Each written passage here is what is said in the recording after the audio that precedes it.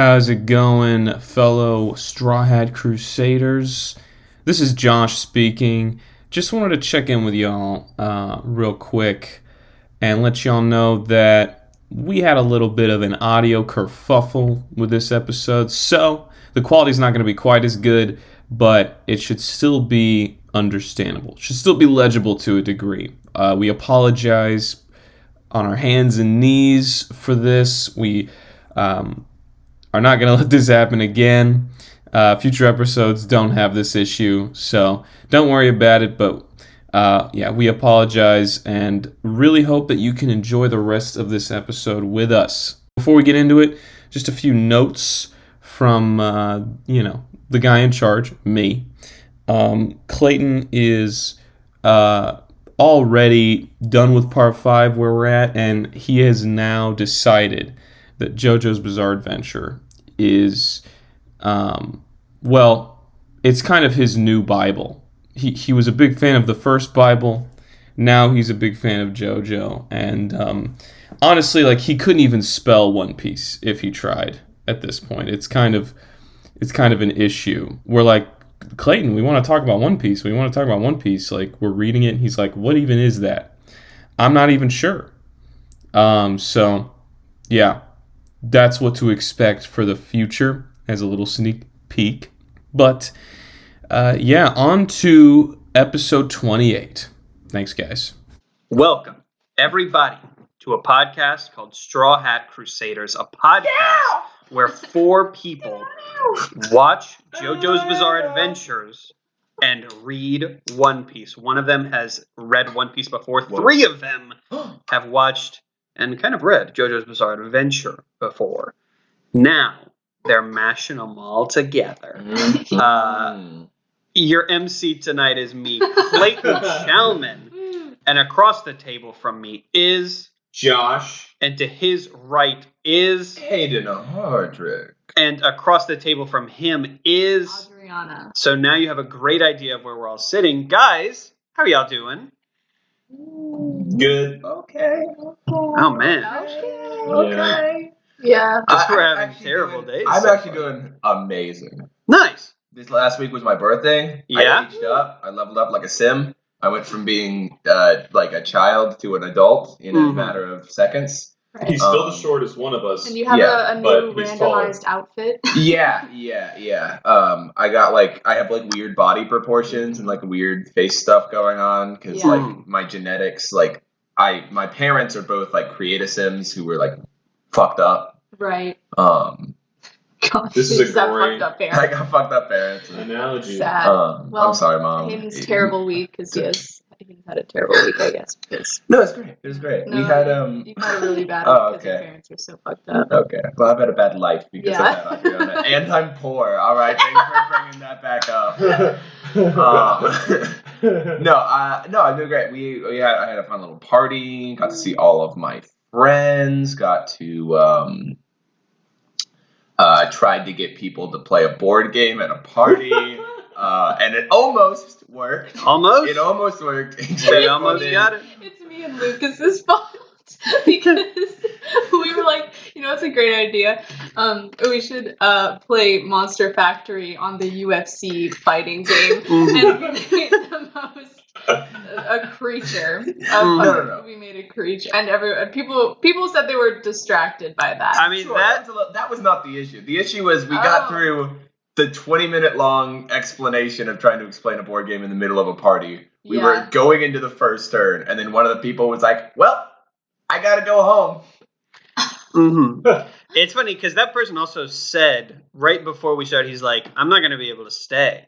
I have to leave soon." Yeah. And then Hayden was like, "All right, here's what the characters are," and he's like, "I'll have this one."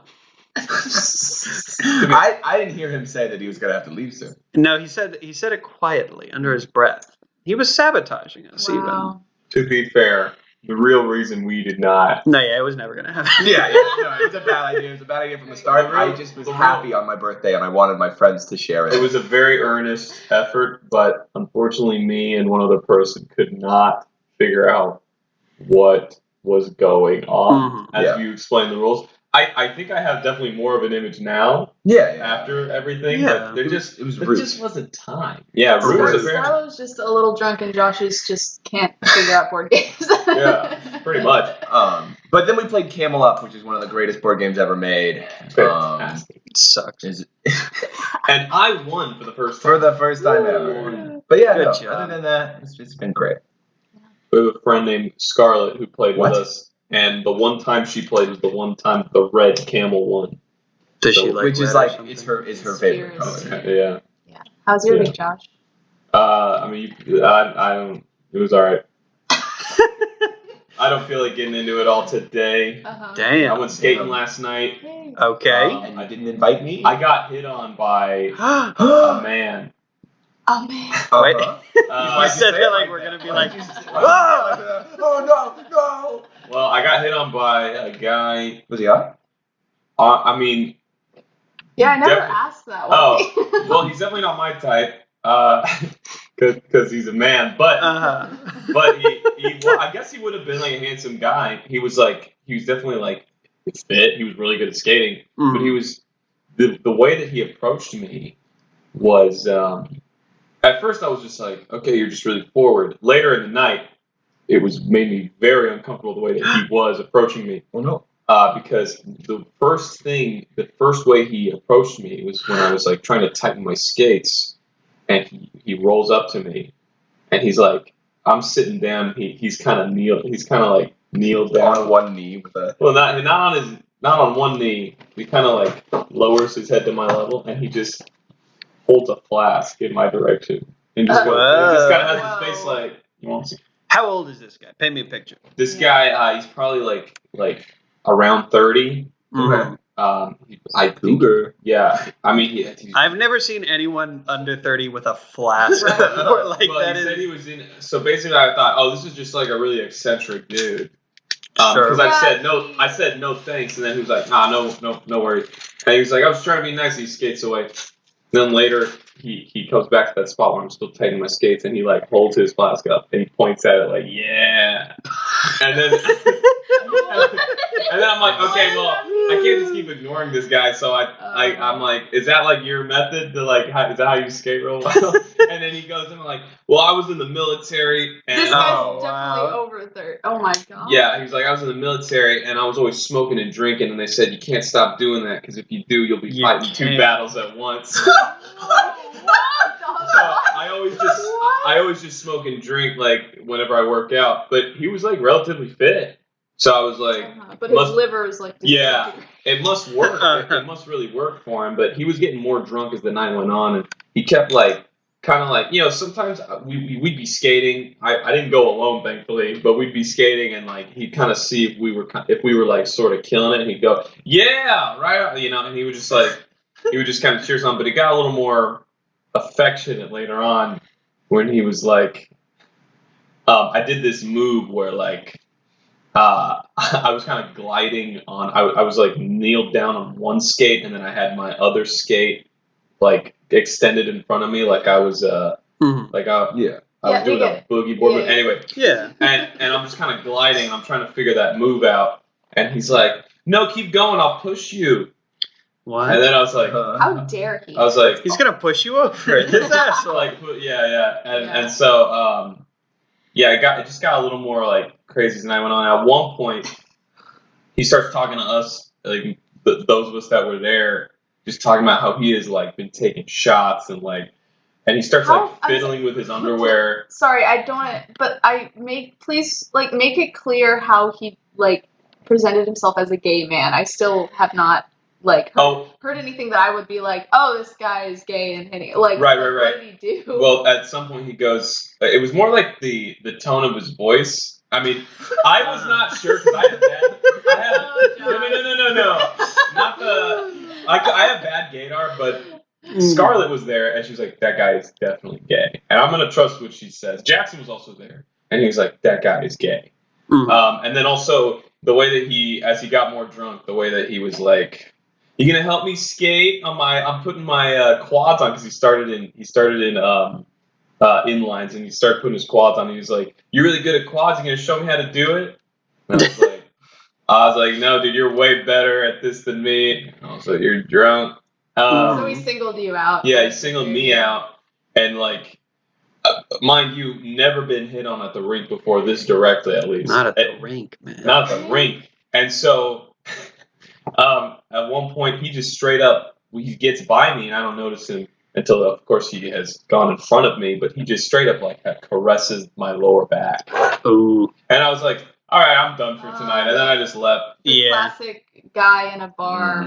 Yeah, I was like, asshole. Yeah. it was like, yo, is this like, what? Like, Go Yes, for please. it. Let it Yeah. rip. Yeah, the answer is yes. and that sucks. I already knew it sucked, but to actually be in that position was like, man, I do not like this. Yeah, that's Yeah. Yeah. This guy was, it sucked because he wasn't even, it's hard to like want to confront someone when they're not even being mean, when they're seemingly being really nice, but then they like invade your space. Well, because that's the whole thing. Is it's like if in response, it would of course be like, I'm being not like Yeah. I'm just trying to talk to you, man. Yeah. It's like, brother. Yeah.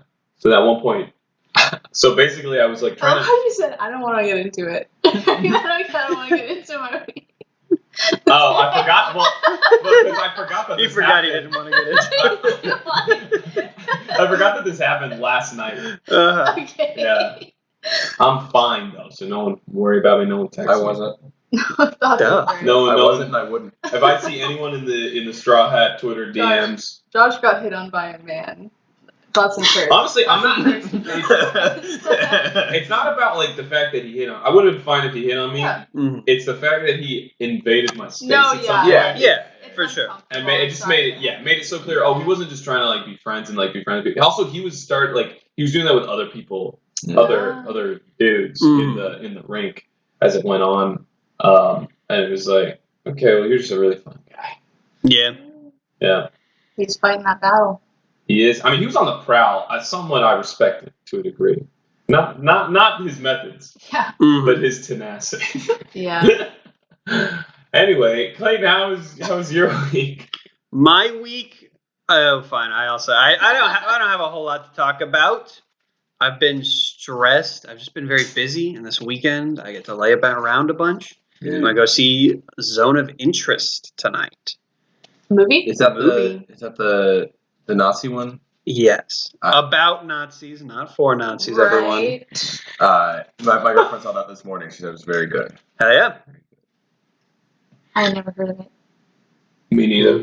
Oh, I like that you said your top movie of the year was Spirited Away, It was. and then you went into why Uh-huh. on another podcast we won't mention the name of. Critical Darlings. Darlings. Go listen to it now instead of this podcast. Okay, sorry, I thought you didn't want. Okay, What? you like never mentioned it before on the podcast, like the name of it. I think it's funny to allude to. But Yeah. sorry, what were you saying? You mentioned Spirited Away and how it affected you, and also just like what I haven't seen it in years, Mm-hmm. and just something that you said about it that I guess I never clicked for me. Maybe because I didn't finish it the last time I watched it, was just like, holy fuck, I need to watch this movie again. Like the way that you said it was like, I mean, it's clearly about being introduced to the labor force, but the way that you framed it and your interpretation, I was like, I need to watch this as an adult. Yeah. Damn. I need It's to a watch it as a good human being. movie. Adriana, How was your week? Adriana. Adriana, Adriana, how was your week? Adriana. Adriana. How was your week? Adriana. Hey.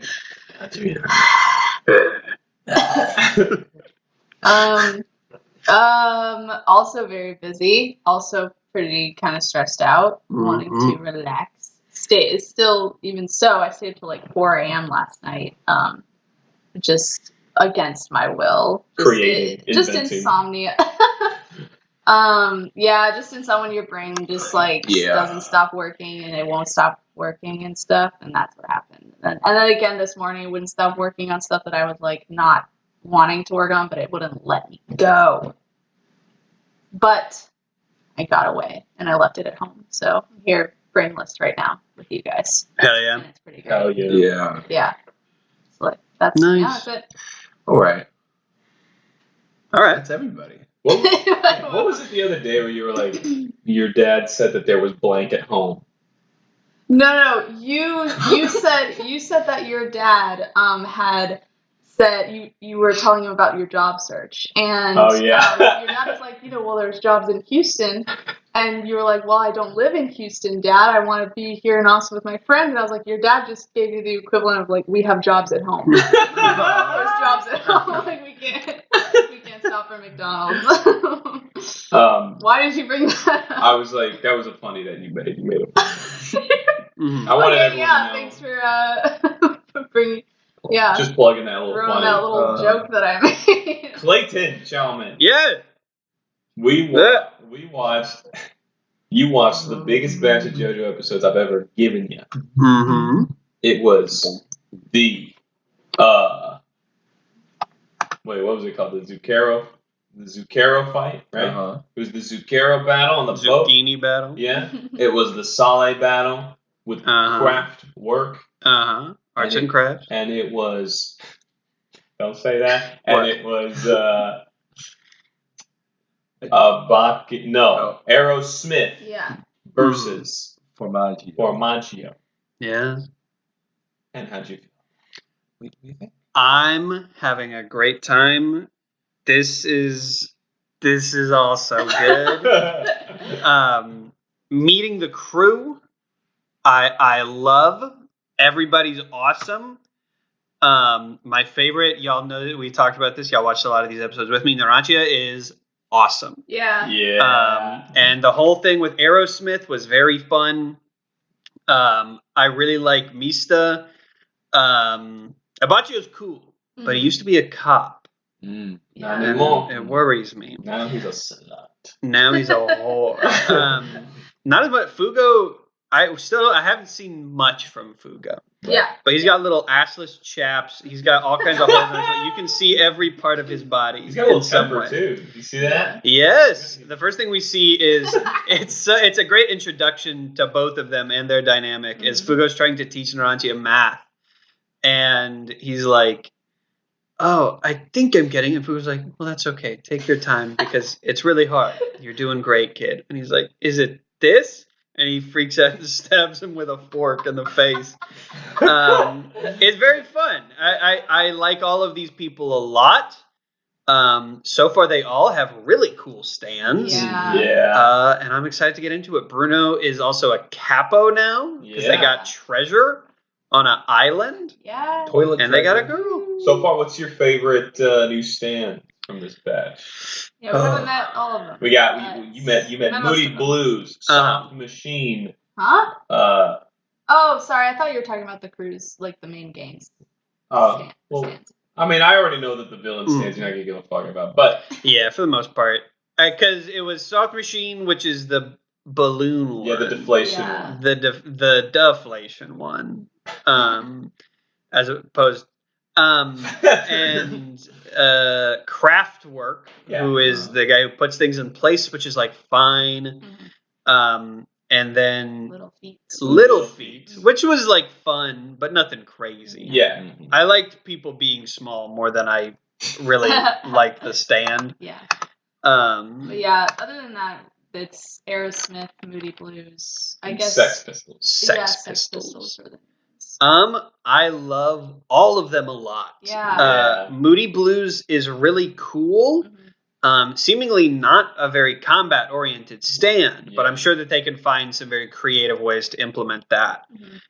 Sex Pistols is really fun. It's pretty simple. Yeah.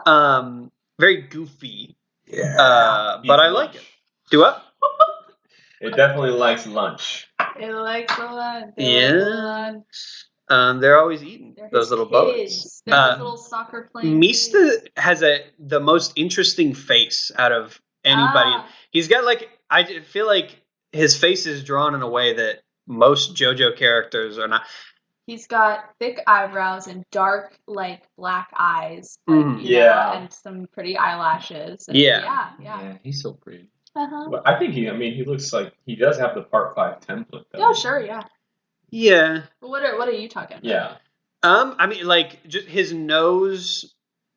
I don't know if I could really articulate what I'm talking about, but He's got a cool face. I like his I'm face. curious about what you mean, so I'm gonna Yeah. like put some side by sides and pick Yes. your You're brain. gonna have Will to do. explain that. Will do.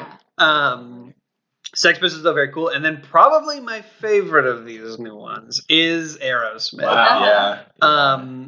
It's a very simple one, but it's the same. Like I was a big fan of Bad Company for similar reasons. You like guns, Um, man. You love. Well, I like little soldiers. I like little toy soldiers. It's Yeah. fun. And it's a little plain. Yeah, a little like toy fucking plane. Also the fact that it can like drop bombs. Like Yeah. it's small, but it's still really powerful. You said, "Oh, I wish Narancha and Formaggio were friends so that he can ride around in his plane. Like if they were friends, then he would get the best plane ride ever." That's It would be sick. Uh-huh.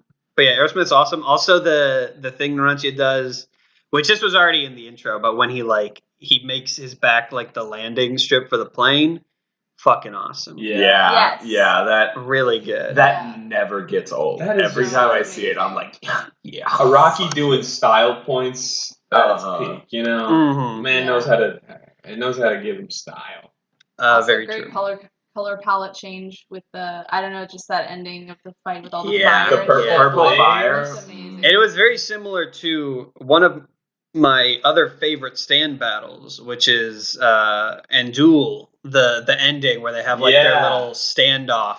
Oh, Let's say he's faster. right. Yes. And so it was a very similar thing where Little Feat was going to be punching, but it wasn't as fast as Aerosmith. Mhm. And he got shot a bunch of times. Misty even fights Narancha even like spars a spider. Yeah, I forget. I Uh-huh. had to rewatch those episodes because I had missed little moments because I was a little busy. And there's like that first moment when he squares off with the spider at the first time, and the spider is like swinging, like it's taking just like regular punches. Yeah. It's like what? What is going Well, that's what happens when you shrink down to their size. They treat you like an equal. Mm-hmm. You know. Yeah. So they become a capo, or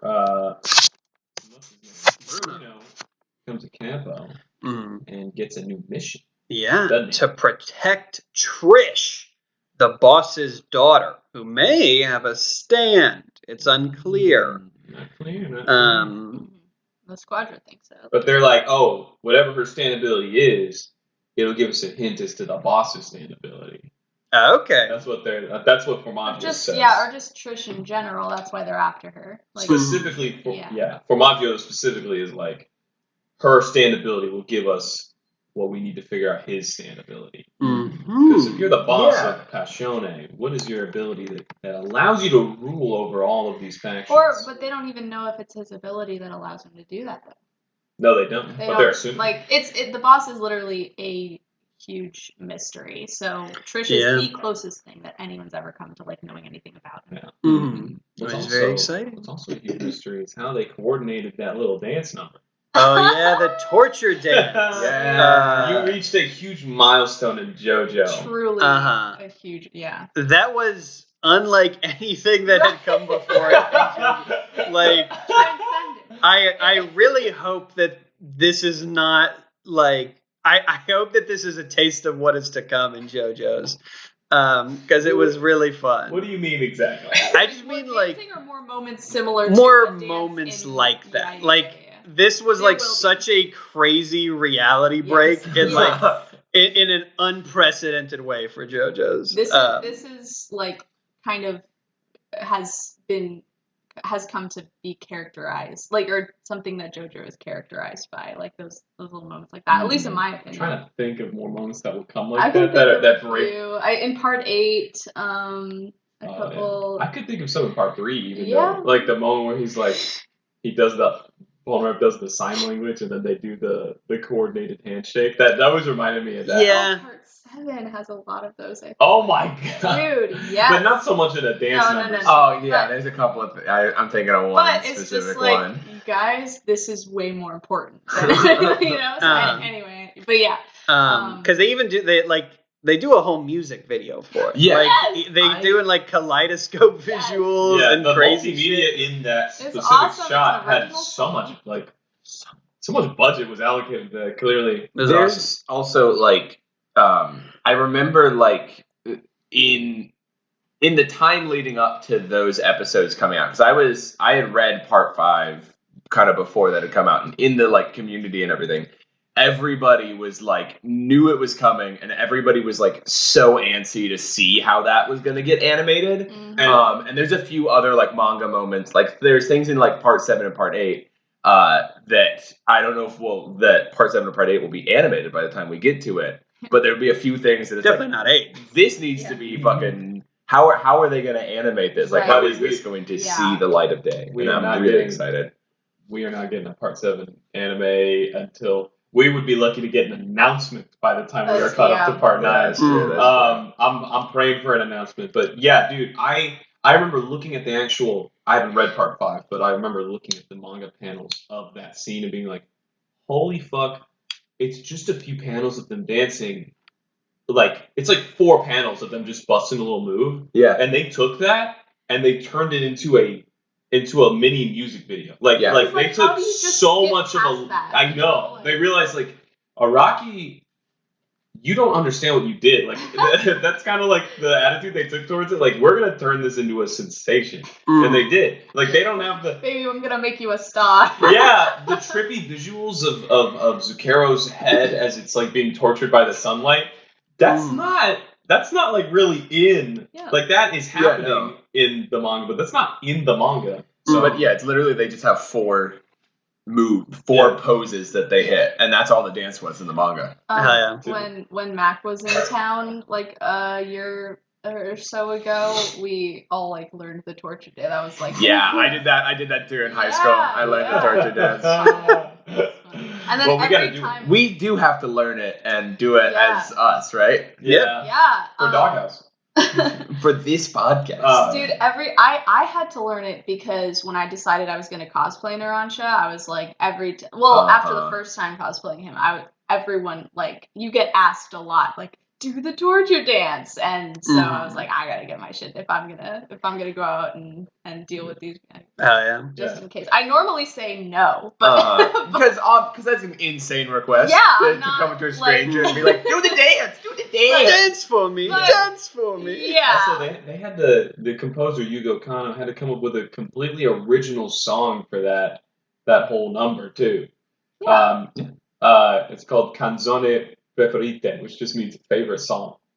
Fuck yeah. It's Okay. Narancia's favorite song. Yeah. Narancia also listening to the music on the boat. It very much added to them being my favorite. Yeah. The fact that the whole group has such like you're walking into like a pre-established dynamic, and it really feels that way. Like that scene when it's just like Narancia and then Mista's next to him being like, "Shut the fuck up." Honestly, feels this is so like- on it. This is like the first time in JoJo that the main crew is pretty much the JoJo joining an established crew. Yeah. Yeah. Because beforehand it's always like, well, I guess Caesar and Lisa were had an established dynamic. Yeah. Like, they I knew mean, each they other. knew each other, but No. that wasn't like he wasn't like rolling with the two of them Yeah. going places. Yeah, not much. Yeah. Yeah. But I get I mean with a few exceptions. But yeah, so you learned also about a little crew. God, Second crew. yes. A second crew. I fucking love these guys so much. La Squadra. I was telling you, Josh, I thought, and then you gave me some information where I'm like, maybe not. But this is very similar to the Phantom Troop from Hunter x Hunter, who is in Hunter x Hunter. We hear about this horrible group of people. They're terrible. Kurapika, who's the little, like, twink blonde boy, he's like, I'm going to kill them. He kills one of them. That's, like, the only context we've had so far. And then after the fact, we see the crew, like, react to this guy's death. And it's, like, a big, like, knock you over the head moment where it's like, oh, shit.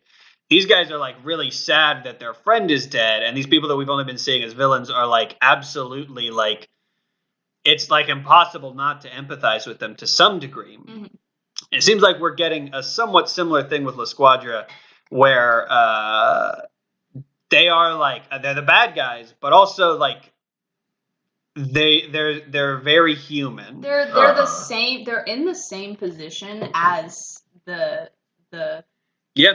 as Bucciarati's group. Mhm. Because, I mean, both of them are in the mafia. You know what I mean? It's like, it's not Yeah. like they chose, like, evil life paths compared to, like... And they're both after the boss. Yeah, Mhm. exactly. Yeah, they are, but one of them's under the guise of helping the boss. And also, I mean, it's important to note the distinction, not only between how they fight, but what their motives truly are. Bruno and Giorno have their secret agenda.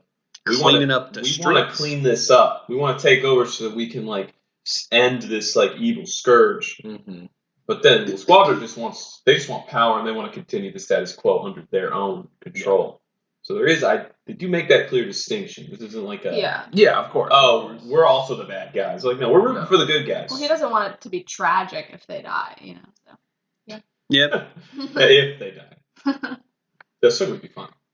Yeah. Did Formaggio die? Formaggio is fucking Formaggio dead. got Yeah. exploded. He got bulleted. And first Yeah. he got burned alive, which he put himself out with his own blood. Ooh. That is actually, I always forget how fucking hard that move is. Like, Yep. shrinking yourself so the blood can coat you, that's insane. It was awesome. He did good, but Narantia freaked out and started exploding an entire city block. And there's And not then much he you can was do like, about that. Damn it, I burned all the shopping, all the groceries that I just Uh-huh. got. They're going to be so mad at me.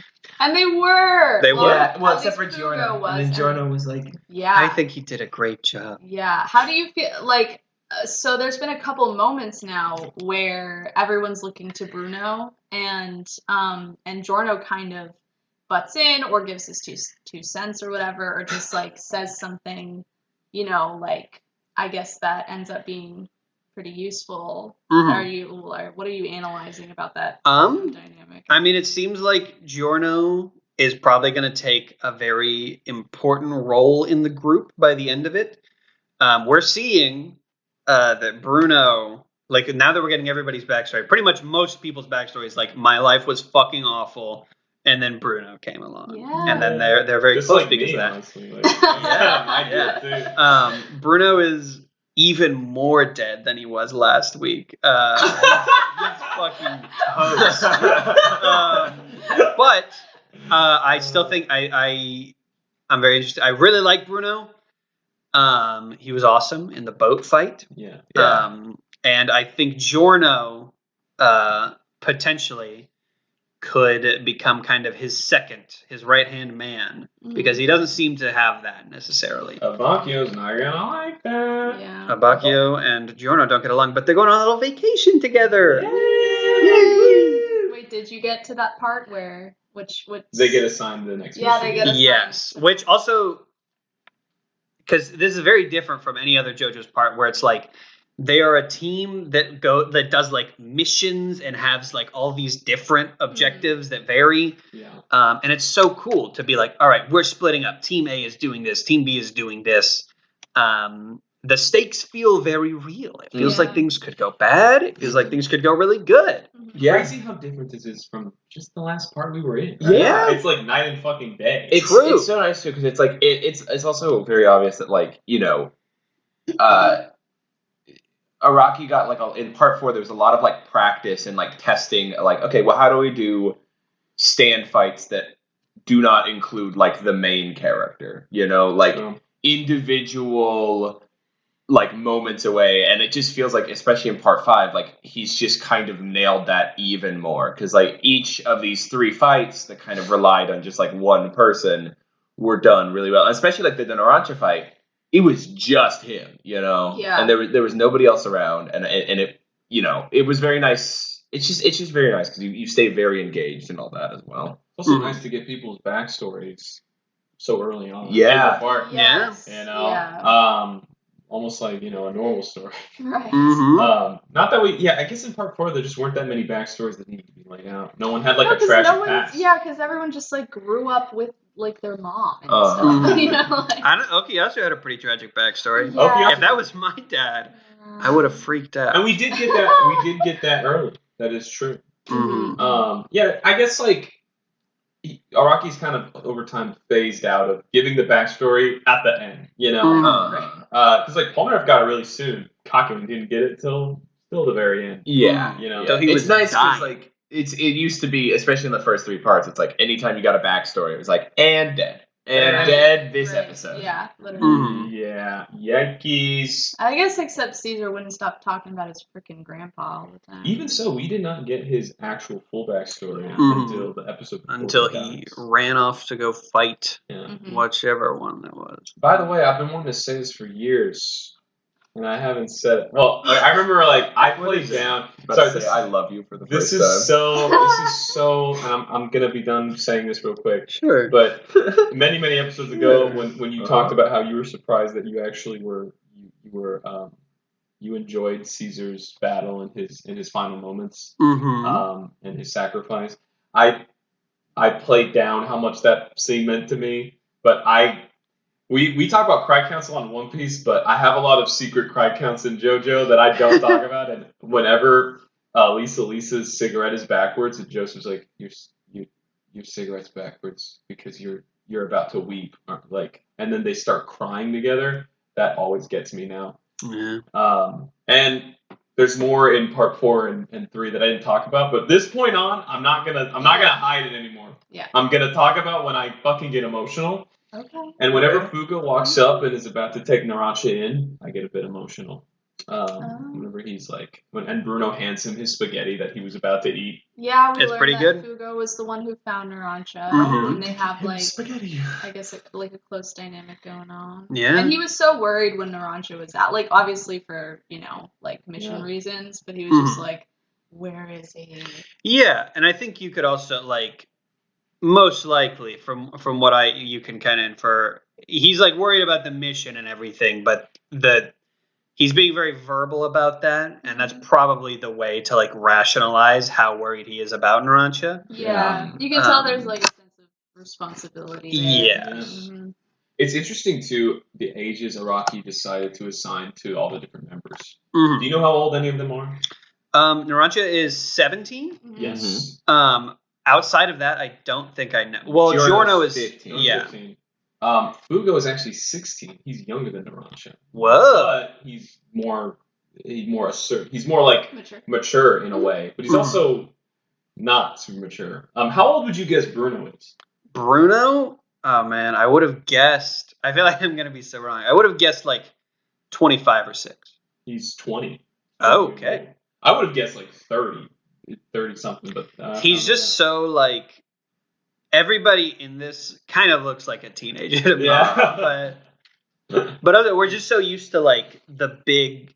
We're used to the opposite heroes of- being hulks Yeah, when they're children. You're everyone looks like a teenager. Meanwhile, in part 3, all the teenagers look like. Who look like 50-year-old men. Yeah. How old are the rest of the So gang? going from youngest to oldest, we got Giorno at 15, Fugo at 16, Narancia at 17, Mista at 18, Sure. Bruno at 20, and Abakio at 21. Trish is also 15, I should say. Okay. Who is now in there? Who has now They're been gonna fall in love. guarded? Giorno and Trish. Yeah. Just because they're the same age? Totally. Yeah. Does Giorno seem like he's interested in any of that? Yeah. Of course. What do you say here? Yeah, so they're pretty young. There's some young, and they get them young, don't they? The game, Huh? they get them. What? They Oh, recruit yeah. them young. Yeah. That's true. Get him in the game. Yeah, early. Smash Moody Blues The high Of heaven. course. reminds me of Prince Robot from Saga. I never. I just started Saga. I'm one issue in. So Well, I'll say this. I did see him having sex, Prince Robot. Yeah, Prince Robot. It's just me. Sex Pistols. I'm gonna have to pass on. No, there's 6 of them. Aerosmith as well as a plane. Yeah. Okay, Yeah, I'm not and smashing any of the villain stands. Not a single one. Nay. Not even Soft machine? craft work where you could. I don't just stick totally your- remember what they all look like. Yeah, they don't. They're not that. They Honestly, just have there's shapes to me. these are the literally the batch of stands that you just saw are the 3 that I'm Araki really, he drew these with his eyes closed because he really didn't care about it. He really didn't give a fuck about these specific stand designs, it seemed like. In terms of making them look really interesting. Not that they're Moody bad. It was more the ability. No, we're talking about the villains. Okay. Yeah, it's just because it's they're, they're not that memorable. These specific villain stands. I feel like others tend to be more memorable. You know? Yeah. I feel like also I think we talked about this briefly, but I think it was really funny. The localization was also very seemingly like a little bit lazier this part than I've seen like in past parts, right? Whereas like past parts, Zipperman, Lil Bomber, 6 bullets. 6 bullets. Which is crazy. Arts and crafts. Arts and crafts kind of fun. Arts and crafts, tiny feet. Sure. I mean, that's what they like usually. Moody Jazz is not bad. Moody Jazz is not bad. But Moody Blues is. I just think way 6 bullets is the one that makes me really. That makes me. His stand 6 bullets. They're 6 bullets. It's like, well, you got to the brass tacks, you know. But yeah, when one of my favorite moments in these episodes is literally just Moody Blues being summoned for the first time. Oh yeah, with the sound effects. My reaction to that really was like, Josh showed me that on YouTube, I think, before I even watched like JoJo, because of how much he knew I'd like it. Yeah, I think your first time that was the episode. No, when you saw the episode for the first time, because you seemed caught off guard. You were like, I came, yeah. You fucking came when you saw that. Basically, it was like no, whichever time it was. I think I remember showing. No, it was afterwards. You were like, "Hey, do you want to watch these sound design videos with me?" And I was like, "Can we watch the Moody Blues one?" Yeah. It's amazing. I did whatever the first time seeing it was. I was like, I freaked out at how awesome it was. Yeah. Hell yeah. I still flip my shit. Well, cool. How do you feel about Trish, the daughter of the boss, as of right now? We haven't seen much of her at all yet. All that we know is she wants mineral water. She wants mineral water. She wants minerals. She wants magazines. Mills. Yeah. That moment where she asks for Fugo's jacket and she uses that as a hand towel. Wait. Was this bad? Yeah. And he goes, ah! He freaks out. She stabs Narancia in the face. His cheek gets. He also got stabbed in this. I think the same cheek by Little Feet. He's got his right face cheek. is like Swiss cheese. He loves pulling out his knife when he has a deadly stand. Like can drop bombs. He pulls out that. He's got a knife. He's a street rat. Why did he do that? Aww. That was our moment, Hayden. Hayden is pouting right now. I'm angry. I think it's interesting too that is Mista the first stand user we've seen that has a stand that kind of only exists to complement a physical item? I think because the gun's not part of his stand, right? That's just a gun that he has. Yeah. So he's got to load that shit himself. Does Geb count because it's water? That it controls water? But Geb kind of is water too, right? That's what I'm wondering. Is like, does it manifest the liquid when he manifests his stand, or does his stand just go into water? Yeah. Or Aqua Necklace, I guess would be more like. Yeah, Aqua Necklace needs a separate source of water. Yeah, but even then, Iggy, just like. But that's still a happy element that it. Yeah. I think the closest thing might be Joseph's camera stand. That kind of deal, and it's still a little. But that makes sense. Outside of that, he can still whip people with his stand. That's true. Yeah. Well, you haven't seen everything. Sex Pistols. Yeah, Sex Pistols can. I'm sure can like other things besides go grab coins, go steal, can go. They could eat salami. They could definitely. They can eat. If they ever need salami eaten. And they can physically eat it and digest it. Where does it go? People, I've you know how people like those Tumblr posts where they're like, Misa, you know you don't have to feed your stand, right? It just lives off of your own essence. He's like, what? Huh? Because they demand lunch. Well, that's because his soul demands lunch. Literally. He loves having a little lunch. I love Mista so much. I fucking worship Mista. I'm at the altar of Mista twice a week. Whoa. He's a fucking moron. He's simple-minded. Yeah. But yeah, it is a really interesting concept. Like it's a standout concept. I'm Absolutely. so excited to get into more of the La Squadra business. A lot of people too. love La Squadra. Me. Also, the more of the inner I love workings of La Squadra.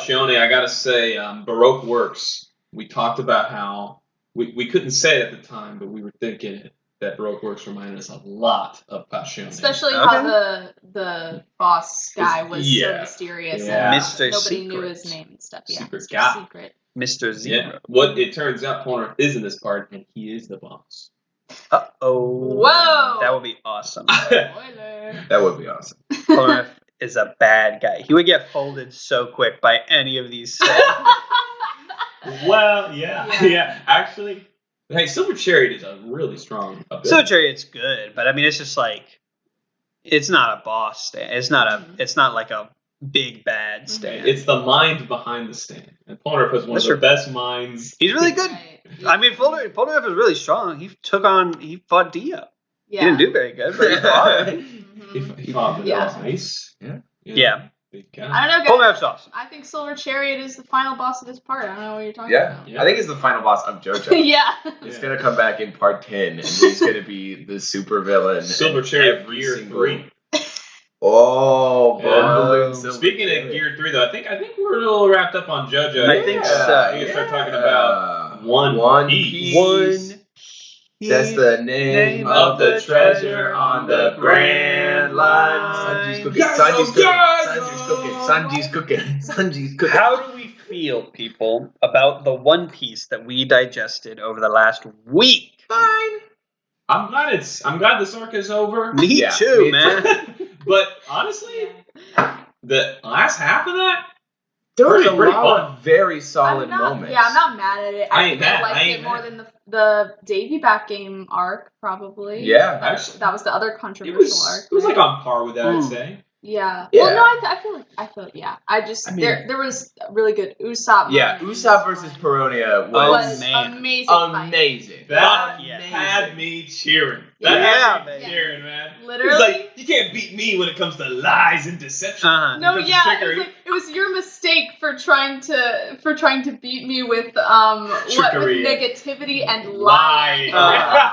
Also, like, everything Perona was doing where she, like, once she's tagged out Uh-huh. with her ghost self and was, like the shot where she's, like, got her hand through Usopp Yeah. and, like, striking a pose. Perona's fucking awesome. When he's running and she's like halfway through his body, just like blocking his like field of vision, and he runs into a wall. Uh-huh. She's fucking awesome. Generally, most, I feel like, out of the box kind of Devil Fruit. Yep. Right. Yeah. It's quite the stretch with like a hollow The fruit hollow- Yeah. and then like ghosts and Yeah. Astral Yeah. projection. And things like that will become a little bit more common in One Piece, where it's like you've got a fruit that is based around an idea, but gives you a lot of powers that you can do with that thing. Yeah. It's like definitely not as simple as like a gum. No. Chop. Because No. a lot of the devil fruits we've been seeing so far, like that enemies have been Zoan and Logias, right? Which are usually the most like straightforward power sets. We've seen a lot of those, yeah. Yeah. And I'm trying to think. Parameces we've seen the gum, we've seen the chop, we've seen the slow fruit, the slip fruit. the slip fruit, of course.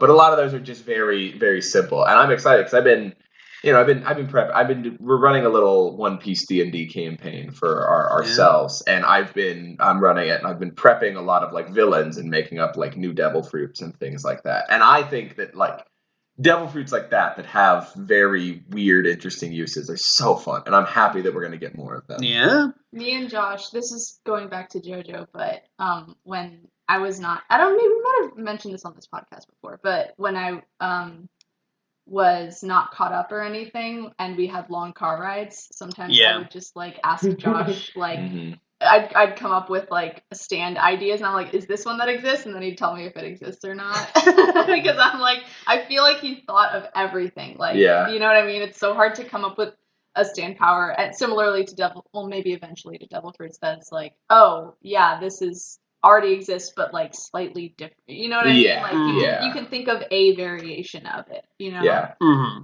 Yeah. Yep.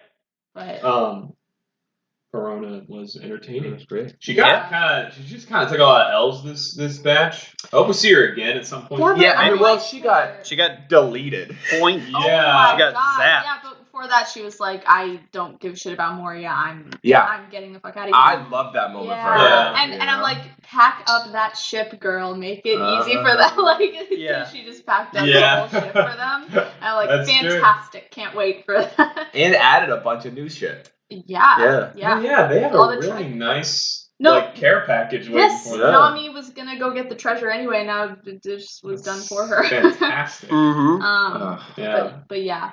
No, yeah.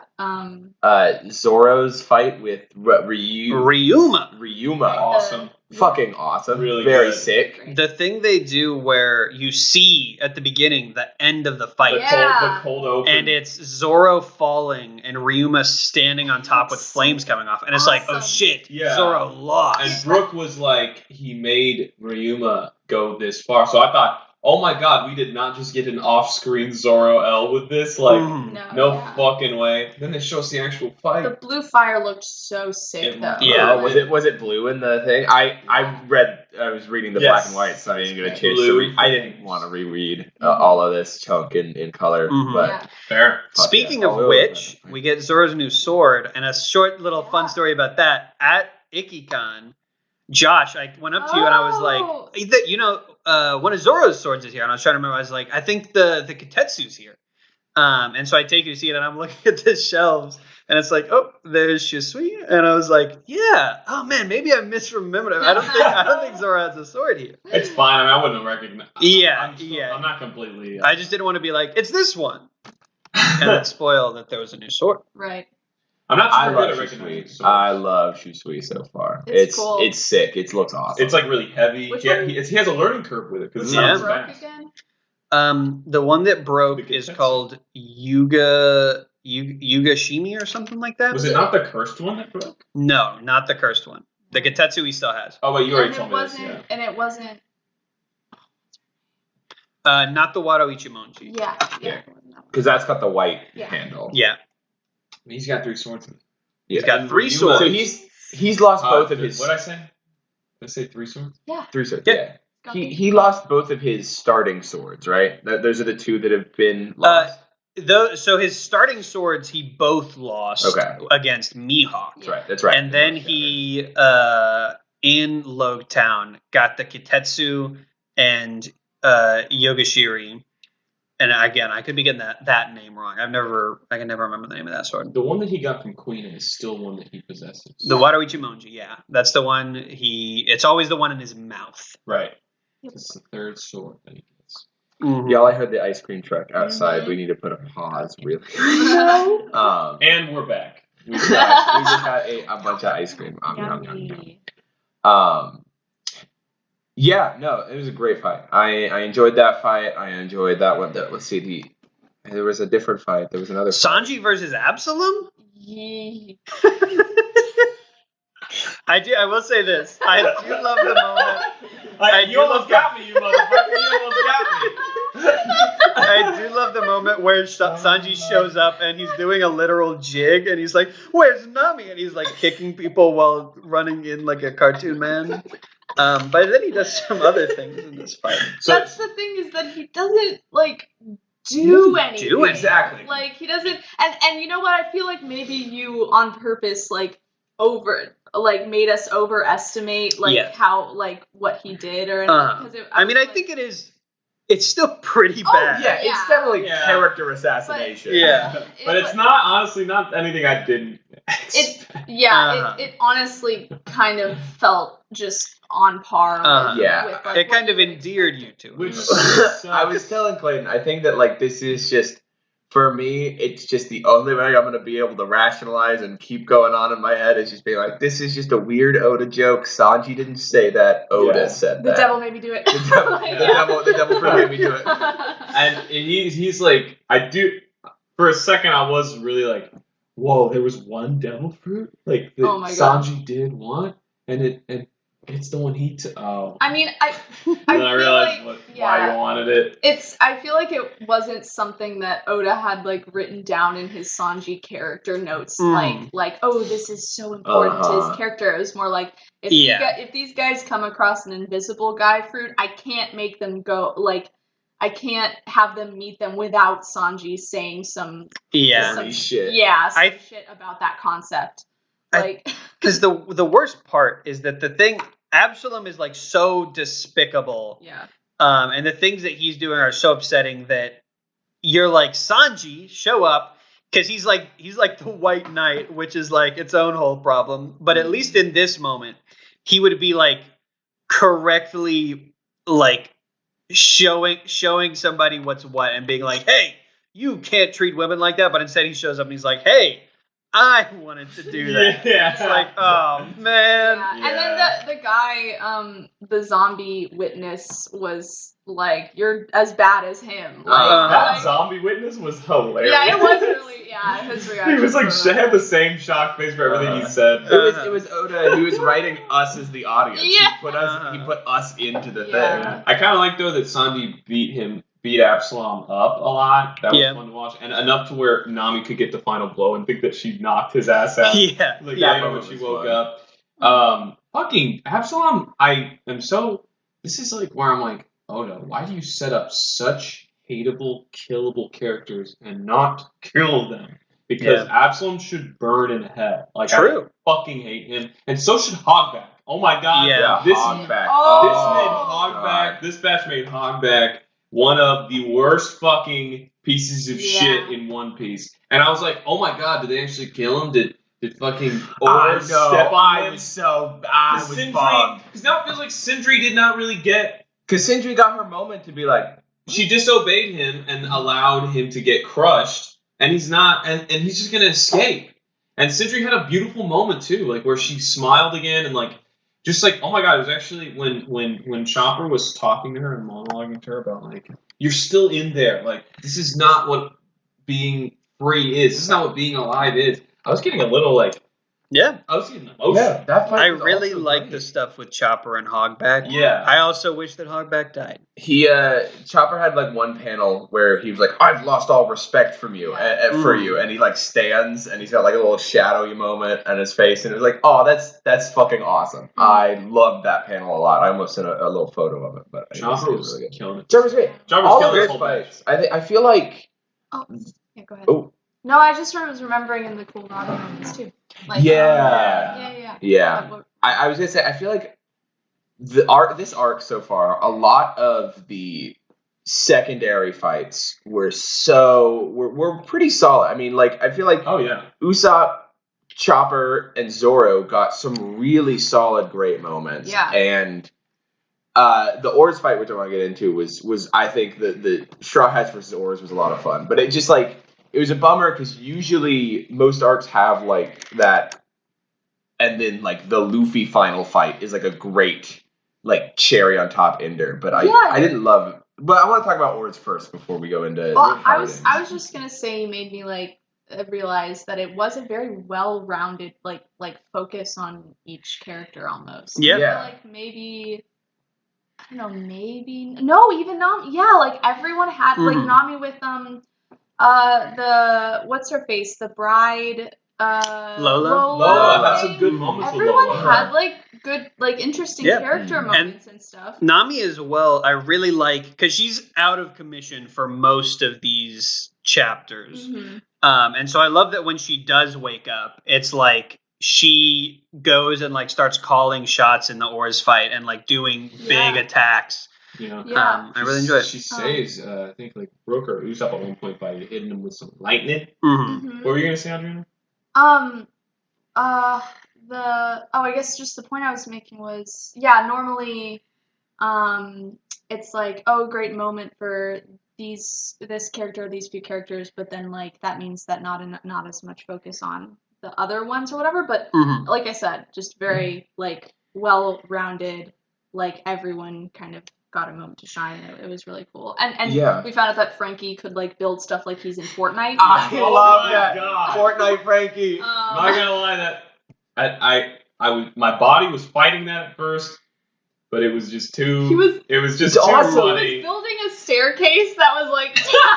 I'm like, what? Just so he and Chopper could like double push Jump. him. Oh, Yeah. He built the bridge out of built nowhere. the bridge, and he Built was him and Usopp built that emergency sewer system. I gotta, and then the bridge is like, I gotta carve like Michelangelo's David on the side of it real quick. It's gotta be great. And then Robin did what was it? Robo chop suplex or something. It was like Robin's name and Chopper's name combined. And, and she grew feet from his feet and like to boost him up into the air. And do a There was suplex. Tactic awesome. 15. What number? Tactic What are you 15. talking about? When they turn to a Megazord. Oh my god! And then that Robin's like, it's embarrassing as a human being. I literally laughed at that for minutes. Also, That when was Nami was so like, funny. "Don't ever ask me to dock with you." Literally, it just made me like Robin so much more. Yeah. Oh my god. I was like, that panel out of context would be really, really something. So funny. Literally, I love that so much. Yeah. And the whole fight with the Straw Hats versus Oars was awesome. Yeah. Them like because it's combos. so rare that we get to see like all like more than two people fighting one guy. Mm-hmm. And the combo moves, they were working so efficiently as a crew. Mhm. They took down this fucking monster like 2 times. Yeah, and it set up a really good precedent of like we can't have everyone fighting one guy. Everyone together is too powerful for like whatever villain I set up. So what they had to do was an insane monster with Luffy's like soul in it, basically. Yeah. Which when is that gonna happen again? You know what I mean? So it's not like there's gonna be like some. It just sets it up to where like the next powerful villain could in your head it could potentially be beat by all of them working together. But that's been the case like the whole like if all of the Straw Hats fought Crocodile at one time, exactly. Easy. And so I really like that because I just like that it leaves room for that potential of like maybe like that's gonna be a really huge payoff of like all of them fighting someone again. You know what I mean? Where it's like, that could be really cool. It's like, oh, you are fucked. These few and far between moments, because everything else is never these group fights, it's gonna just feel so amazing when we get more group fights. I was really worried when Oars was introduced. I was like, oh, we have a giant monster. Let me guess. Luffy's gonna fight this whole giant monster by himself. Right. And then when the crew started squaring up on it, and Zoro was like, we need to do what we can to at least save Luffy, even if me and Sanji and Robin die. Or just at the time it was just him and Sanji without a shadow. Like, we gotta do our best for him. Oh man, First Mate Zoro called a lot of shots. He was doing great. He was doing his especially. We'll he get was into this the at the first end. mate. At He was the the end. We can't talk about the end yet. We can't talk about the end of this match yet. first mate ever. Literally. First is mate. Yeah. Oh, there's like one panel after Oars got his head stuck.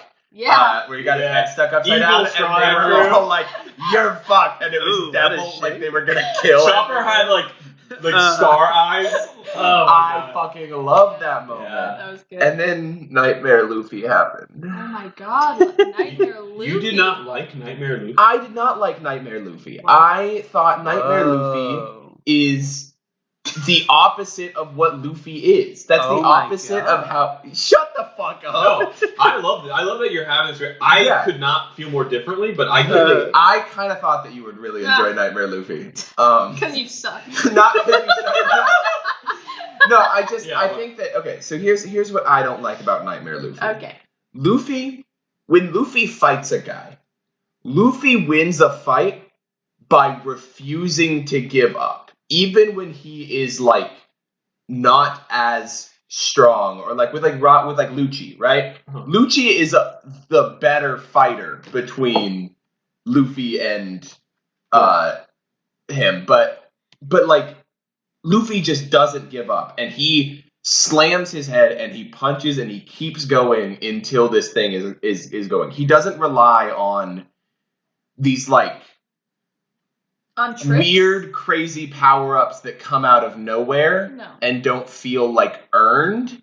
Like, I get, like, in the context of the story that, like, you kind of needed Luffy to have this, like, big power-up to defeat Oars or whatever. But, like, usually One Piece is so good about establishing these things early on. Like, with, like, the gear stuff, you know, we knew that he had these new techniques. We knew that he'd been working on them. We got that from one line. That I got a new move I want to try out. It still felt like Gear 2 was about as out of the blue as this was. But it was still something that he did. It wasn't the gear moves were moves that like he invented, you know, and was like him using his own powers and pushing them to a larger extent, where as Nightmare Luffy was just kind of this character we had never met before, shows up and says, I can multiply your power by 1 billion as long as you eat a bunch of shadows. I think it's different because it was a character we kind of have met before. Like, we got revealed like who was the owner of the shadows and everything.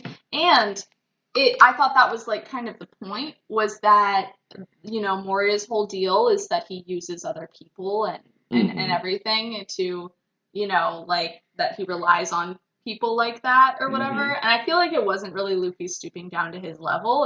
It was more like him, like, I don't know. I didn't see, like, I guess if I didn't enjoy it, it wasn't because of that reason. It wasn't a stooping down to his level. It was a But it was like he was using the power that people gave to him to defeat the person who was using other people's power. So it kind of felt like it made sense to me. You know what I mean? I would be able to see where you were coming from, if not for a few important factors.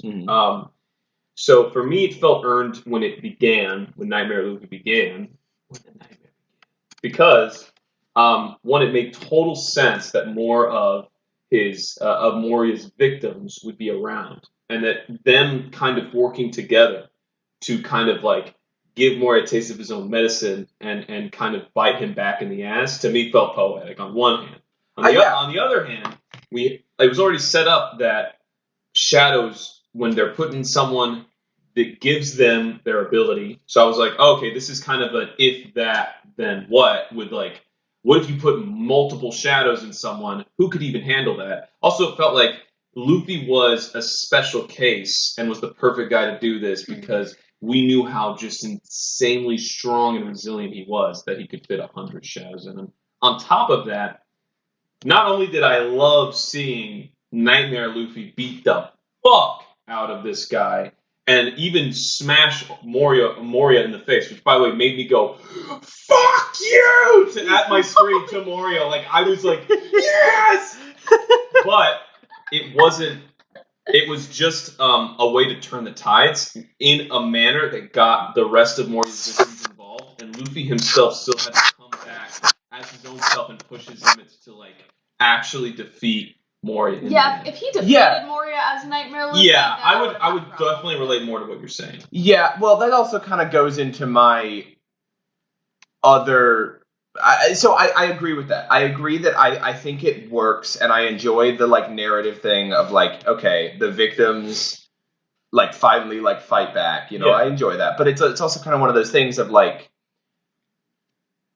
that feels like something I wish we would have had more of earlier on. Like, I wish we would have met more than one random victim. Like, I wish, like, that old guy zombie, I feel like this whole time it's been setting up to where people who have no hope, who have been living in the shadows and everything, like, hear about the Straw Hats and are like, oh my god, this could be our one chance. We have to, like, make sure that this person beats this other person. You know what I mean? Like, that's felt like the vibe leading up to that so far. Maybe if we got a little more glimpses of, like, this shadow victim club that was, like, it would have felt a little more like, oh, okay, so I knew this was going to come up. Yeah. But when we only saw one victim and then you see a crowd of them out of nowhere, I can see how that feels kind of out of the blue. I think as long as, like, if it was, like, a couple more, like, if we had met, like, a couple more, like, I like the moment of being like, oh, yeah, there are like way more victims than we thought. I think the larger thing of like Nightmare Luffy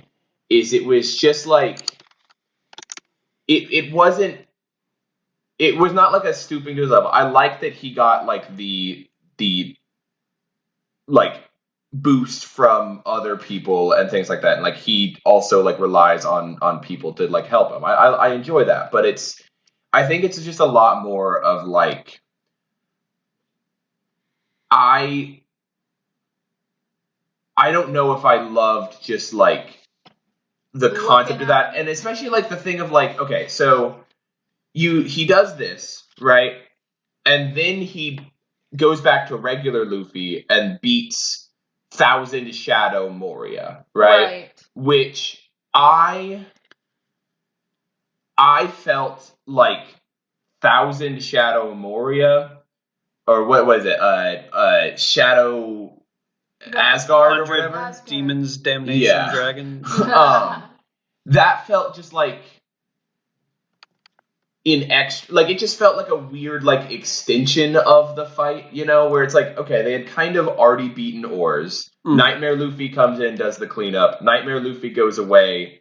Then we fight Thousand Shadow Moria. I think Shadow Asgard as well is, and I don't know if this is communicated very well, but I think it's supposed to be sort of a Green Goblin moment.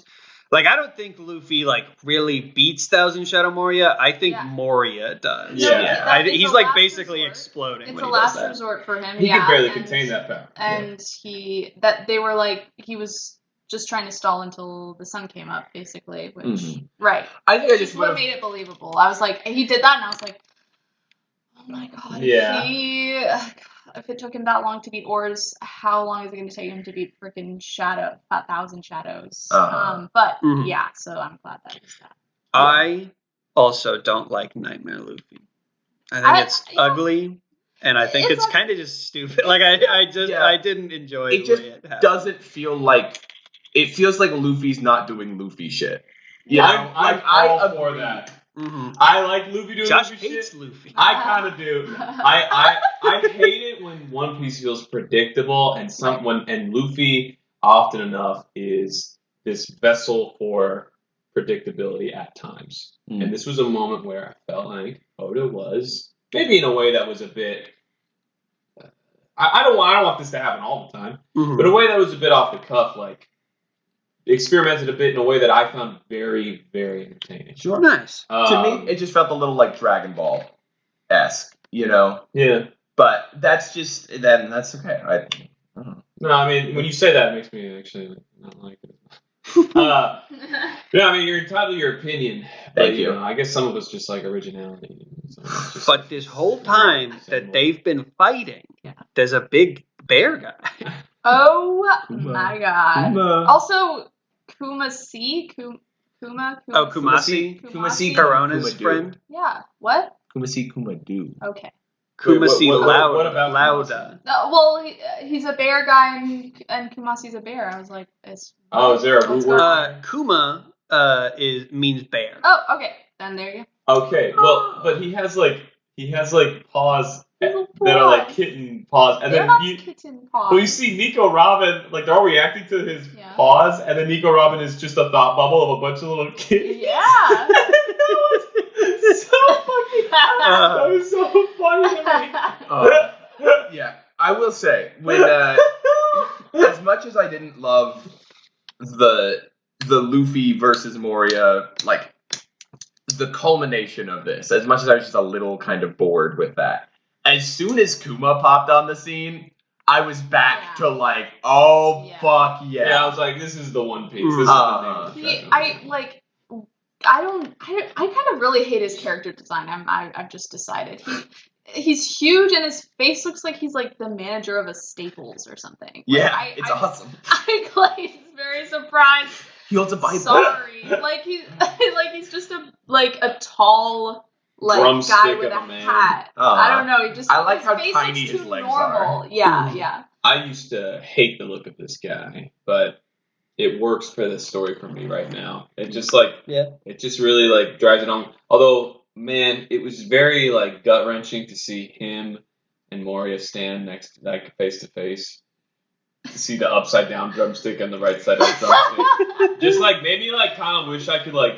I could like that. I wish I could like walk up to Oda and just like dunk him in the toilet. He was just hungry when he made this. Yeah, I was just like Oda, why are you fucking subjecting me to? He actually had a version of Kuma that looked normal, and he was looking at him. And he was hungry, and it was like, Yes, like on a deserted island. Exactly. Yeah.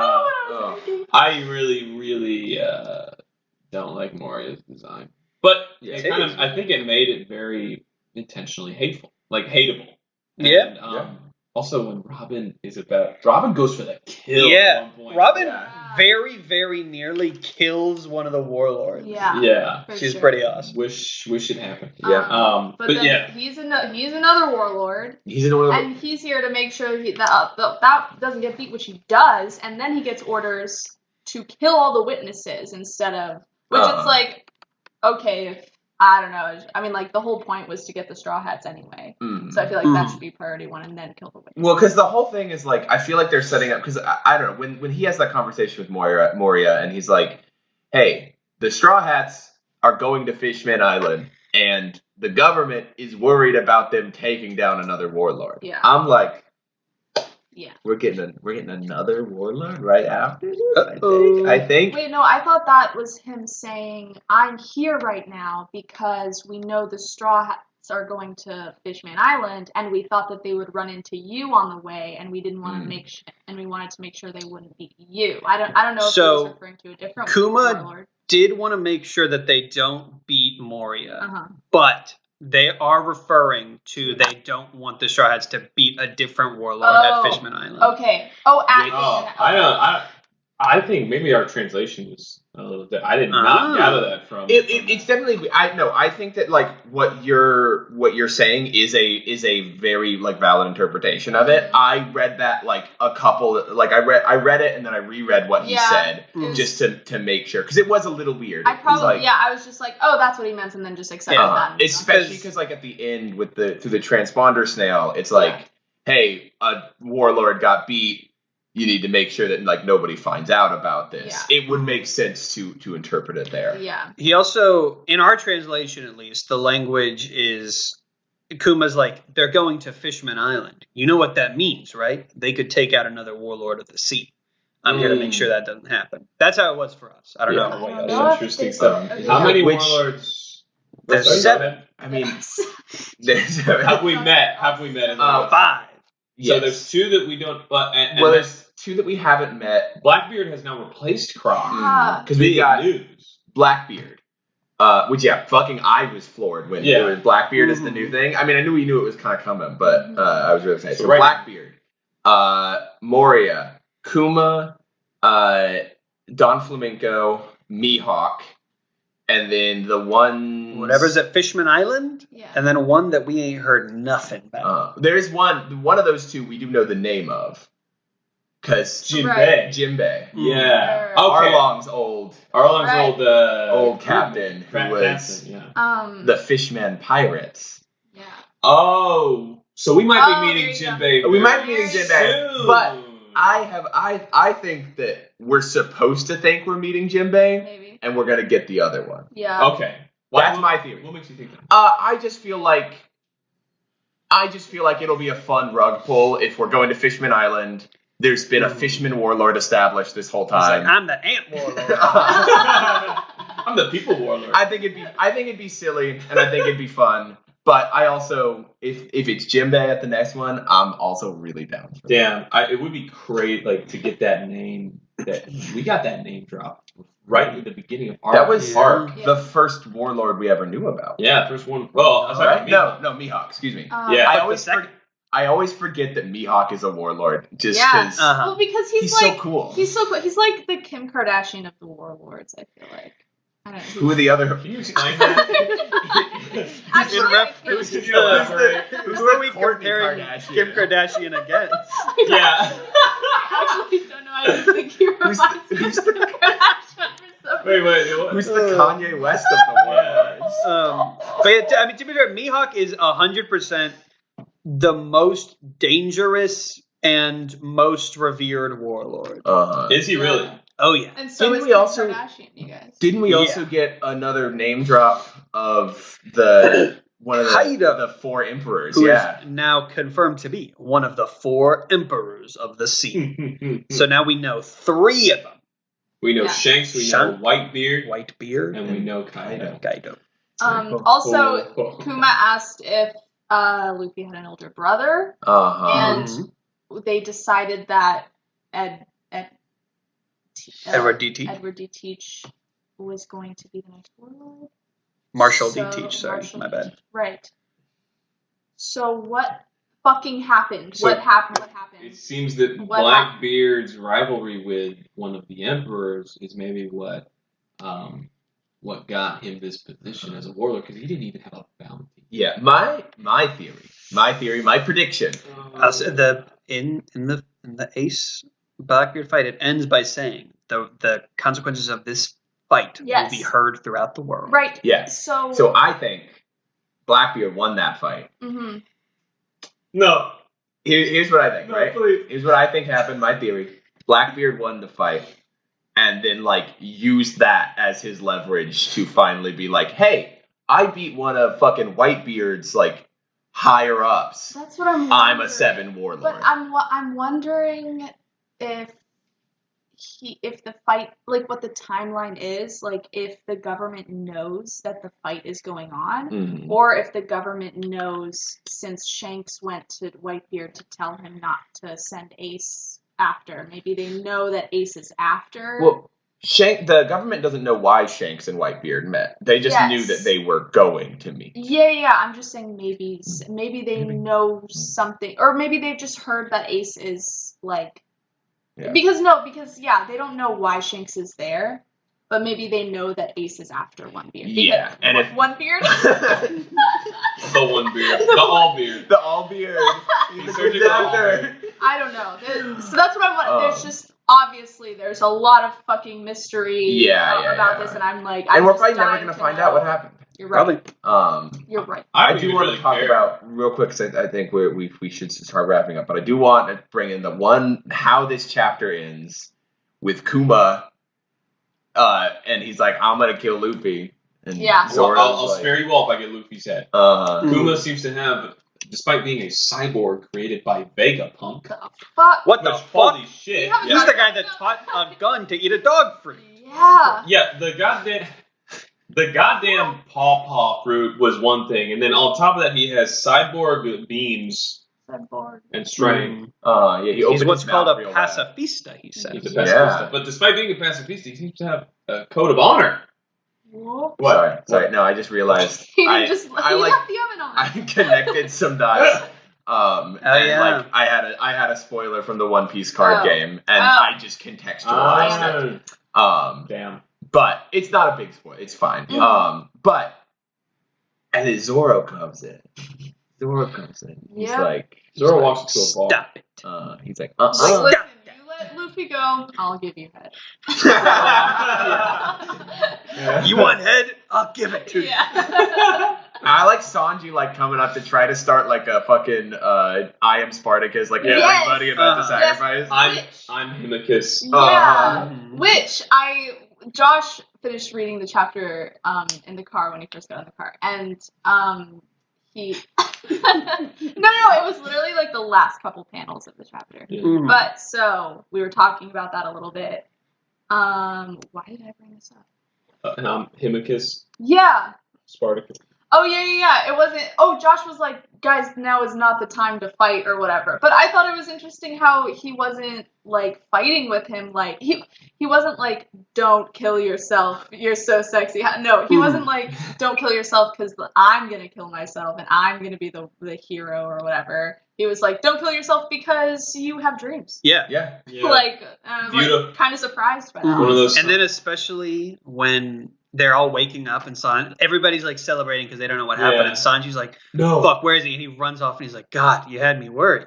Oh, Before he sees all the blood. Oh yeah. And Okay. That was What happened? The pawpaw ability, though, I gotta say, although I don't completely understand its full me neither. ability, Confused. That, The way that that- is totally fair. the way that he extracted agony Mhm. from Luffy's battle and was like, here's a taste of it, Zoro. And Zoro was like, damn. Okay, let's go to a different location. I'm gonna take this elsewhere. We're gonna take this outside. Mm-hmm. The way that it was framed, the way the moment was just like built up to, and then the payoff of seeing Zoro just standing there. The famous panel. I didn't know what I was looking at. I've seen this panel so many times. Yeah. Just to see him standing there, just bloodied and battered, and then just like shrug it off. I was like, Nothing Zoro happened. took that one for the team and is never gonna complain about it. Yep. He's the first. Nobody's ever gonna know, but No one's ever gonna know but Sanji. Damn. Also, just the Sanji, like just the real moments of like, all right, there were just a lot of little moments where the armor breaks a little bit, and you see Sanji and Zoro care about each other in a weird, gruff way. They're gonna fuck. Yeah, They might. We'll get I don't to wanna that in our spoil it. segment today. All right. yeah. So that was easily Mm-hmm. my favorite moment, my favorite chapter from this batch, and just like probably one of my favorite Zoro moments ever. Yeah. So far. Zoro Really good. was really solid. He was like, "Take me instead, just so you know, I'm a future U.S. Marine." Hey, I'm a future. All right. Anything else about One Piece we need to talk about? I don't really care. anymore. Brooke, yay, shadow. Brooke got his shadow. Yeah. Yeah. Very nice, that's it. Yeah. Also, Kuma is seemingly he's potentially teleporting people. He's asking people where they want to go and then disappearing them. Yeah. That's interesting. Crazy. What? What? What the heck? Also, I noticed he said Vegapunk is said to have a mind that is at least 500 years ahead of its time, and I realized that this is the 1500s, so that means that his mind is in modern times. He's a podcaster. He's listening to Britney Spears. Yeah, he's already gooning. He's a gooner. All right. Okay. All right. Well- let's have a little final section here. Yeah, we're Yeah. gonna finally do our final segment. We have time today to do a little, which I forget who suggested this. Was it you, Josh? I don't want to take credit for this, but yeah. Oh, okay. Well, But Josh, yeah. I thought it'd be a fun idea to what are we gonna do? We're gonna guess.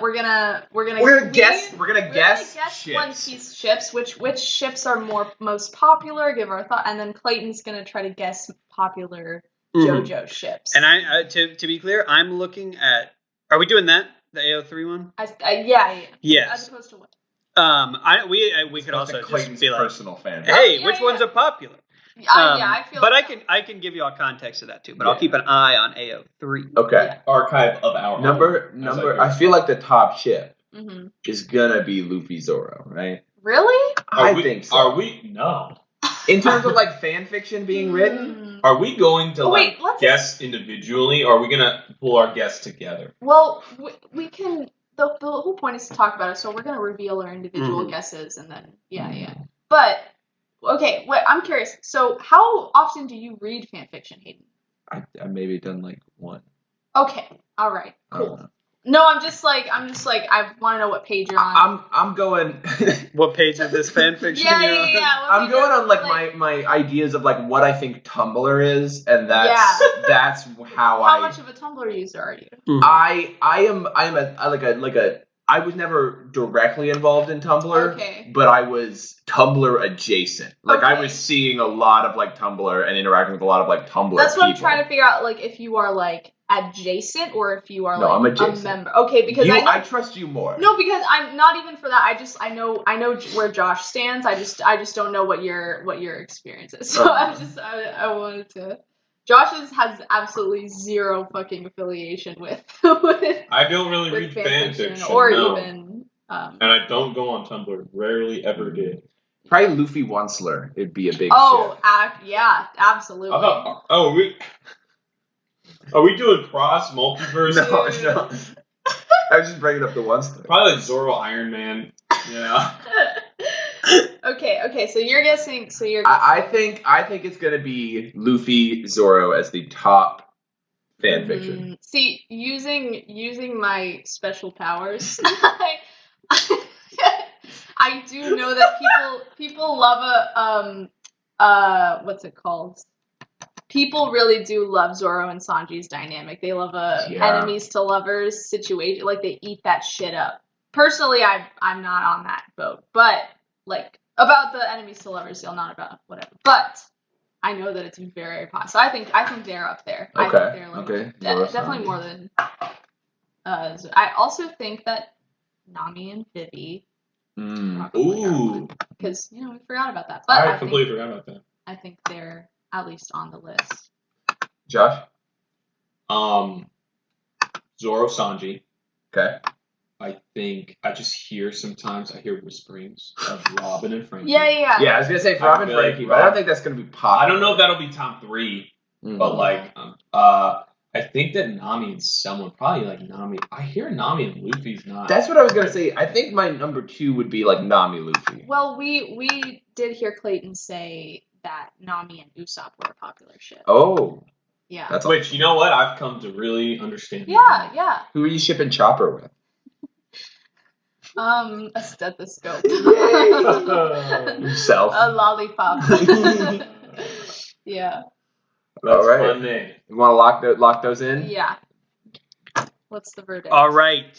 So, should I just count them down the top 10? Yeah, top 3. Sorry. Top 5? I want to include that for some reason I have seen people talk about Sanji and Ace being a ship.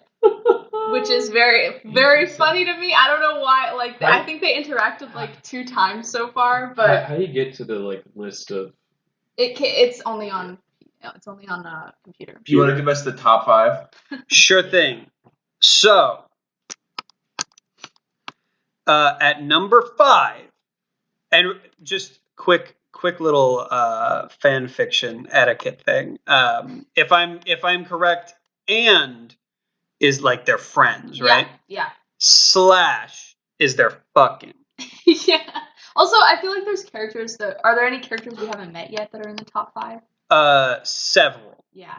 So maybe I should start further back. The first 5. Give us the top 5 that we can know. Yeah. Let's see. So I can't do this one. Can't do this one. I can do this one. Okay. Okay. Can't do that one. Okay. So top 5 that you can know about, with a little over 1,000 fan fictions in this category: Monkey D. Luffy and the Straw Hat Pirates.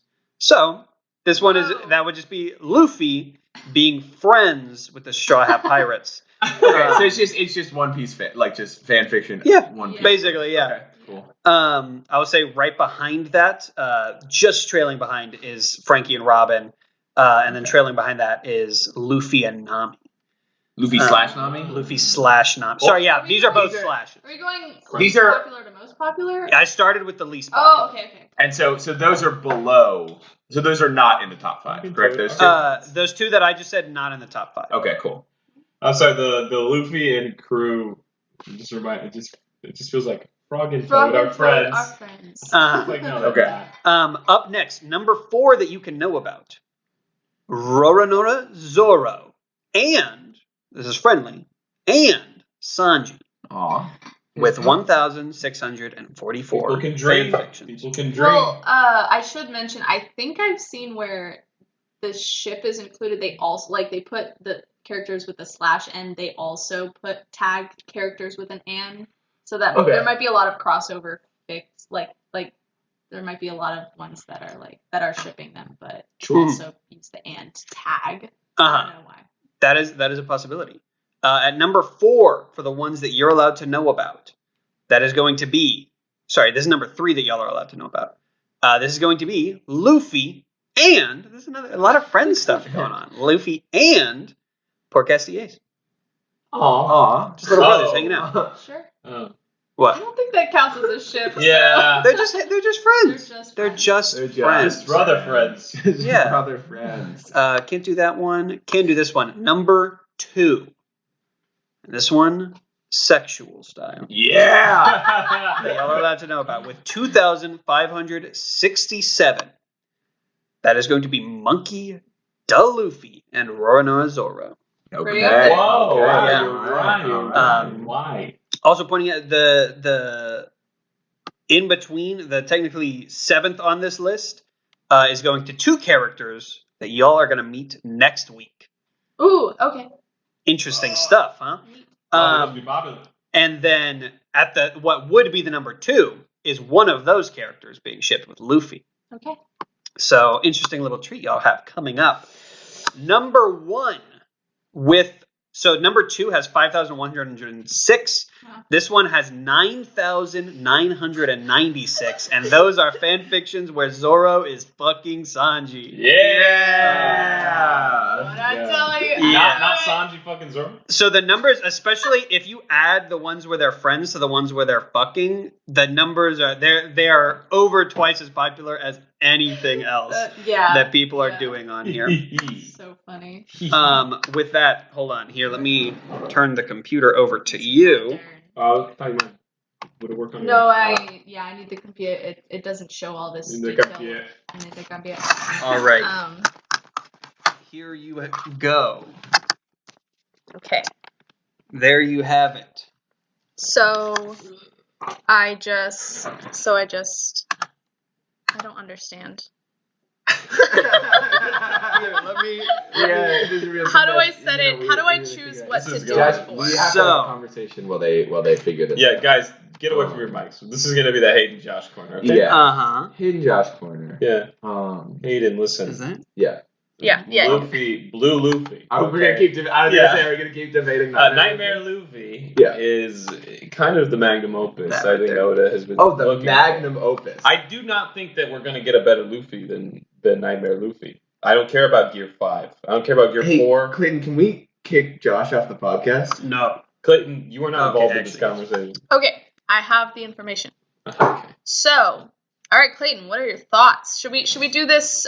Give us a top. But like, should we do all of the parts or just part 5 or? Are you looking? I like at all parts. There are so far there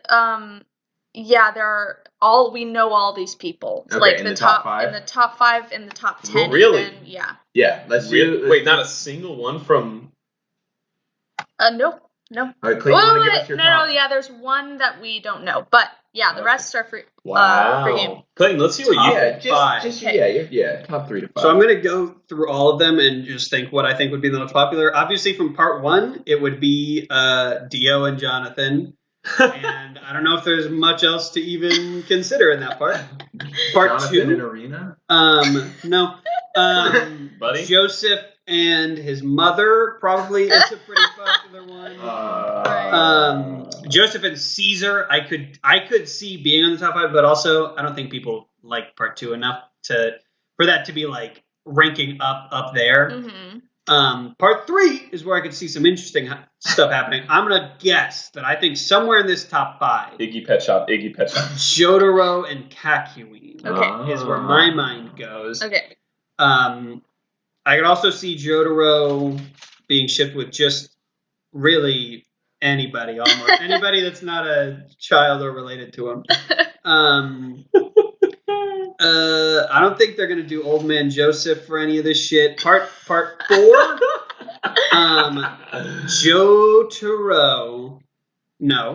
Josuke, sorry, and Okuyasu I could definitely see. Rohan and Josuke maybe. Josuke is, I guess, young. It's a little bit of an age gap there, buddy. Sorry. He's a freshman in high school. Rohan's definitely is Rohan and Araki on there. As it should be.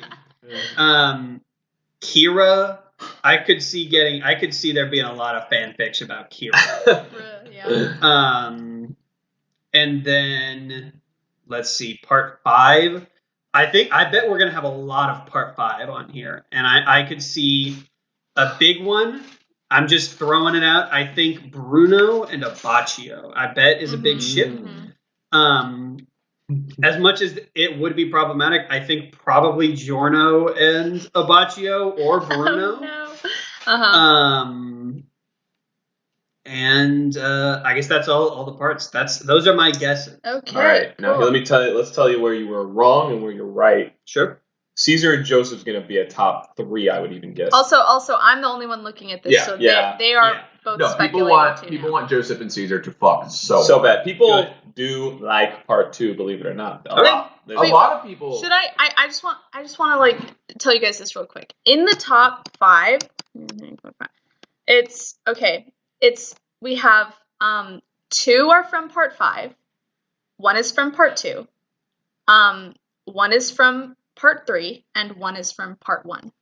Okay. One is from part 1. Jonathan. It's got to be Jonathan Dio. Jonathan Dio is, as weird as that is, it is a big ship. Okay. Caesar All right. Joseph is definitely the part 2. I would even say it might even. I'm gonna say it's my It's gonna be number 2 or 1. I think so. I think it's going to be one of the top 2. Show us the money. No, wait. Give us money. I think Jotaro and Kakyoin and Caesar and Joseph are going to be the top 2. Bruno and Abakio also I could see being top 3. Bruno and Abakio is a huge ship. In the top 10, I do think, unfortunately, Mista and Trish is going to be on there. Top 10, you said. Some of the top 10, yeah. Show us the money. Show us them money. Okay. Oh, no. And I'm going to throw something out there.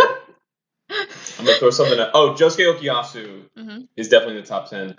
And definitely somewhere in there is, against all odds, Rohan and Jotaro. That is a very popular ship. Okay. All right. Okay. Show us the money. I think, should I just do all, like, counting down from 10? Yeah. Okay. Sure. Yeah. Okay, at the very... Wait, let me make sure this is 10. Yeah, okay. Number 10 is Fugo and Narancia. Yeah. Why that so repeating grossed out by They're that? siblings. Yeah, they have sibling energy. They're not related. Yeah, but they're Yeah. siblings. Yeah. Yeah. Yes, correct. Okay. Didn't feel that way about Jonathan and Dia. Oh, it was and though, right? Not slash. Nope, all of these are slash. Uh-oh. It's a horny community. Number 9 is Fugo and Giorno. Everybody wants Fugo. Everyone, Get out of here. Number Age appropriate for Giorno. That works. Yes, both of those are age appropriate. Sure. Yeah. Number 8, you don't know them. I want to see. It's okay. No, No, don't. just get. I'll Oh. tell you later. Oh, wait, yeah, because I would just spoil it. Yeah. Number 7 is Josuke and Okuyasu. Mhm. Number 6, unfortunately, is Josuke and Rohan. Why, guys? I'm talking to you. If you're one of these people, fucking why? Shut up. Maybe they age. Maybe No. they bring in the baby stand and turn both of them into babies. Oh my god. That makes it worse, actually. Somehow. Okay. What the hell? Okay, number 5, top 5 now, is Dio and Jonathan. Yeah. Part 1. Mm-hmm. Number 4 is... Oh, hold on. I can't believe I didn't guess this. Part 3. Yeah. Obviously, Jotaro and Dio. I didn't even mention that. That's surely huge, right? No, not really. Oh. I wouldn't guess so. I've seen it. Sit back. Been discussed before. It's definitely not as popular as Dio and Jonathan. Yeah. Clayton is like ashamed of him. Okay, number 4 is Joseph and Caesar. Did I say that already? Yeah. Number 3 is Giorno and Mista. That's Okay. fucking stupid. No, that Yeah. makes sense. It's- No, it doesn't. I'm sorry, shipping Giorno with anyone is Well, Misa's just got an awesome. And Mista's like I'm sorry, but 18-year-old dating a 15-year-old, red flag right Yeah. there. Yeah. Don't like that. No, But I mean, like, it's only because of that frame. there's It's one only- specific moment. Oh, that well, it's just like, also, there's yeah. also one other specific moment too. Stop. We're, Oh. we're not talking about We are that. not talking about that Maybe right now. ever. Uh-huh. Okay, all right. Number 2 is Bruno and Abakio. Okay. I can guess what number 1 is. And number 1 is, you were Jotaro correct, and Jotaro Kakyoin. and Kakyoin. Yeah. Let me see the one Fuck that yeah. we couldn't. All say. right, we gotta get into homework. Yeah. Okay. Yeah. Yeah. Go ahead. Let's get into homework. Josh. We typically start with One Piece homework. Okay, well, Clayton. Cool. One Piece. Start with JoJo. Oh, okay. Clayton. I forgot to write the JoJo. Clayton, you're going to be watching 5 episodes of JoJo's Bizarre Adventure Golden Wind. The next 5 episodes.